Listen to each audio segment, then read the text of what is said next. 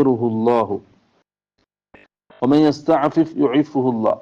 ആരെങ്കിലും ഇഫ്ഫത്ത് കാണിച്ചാൽ, ചാരിത്രം കാണിച്ചാൽ അള്ളാഹു അവനക്ക് ചാരിത്രം നൽകും. വമൻ യസ്തഗ്നി യുഗ്നിഹില്ലാഹു.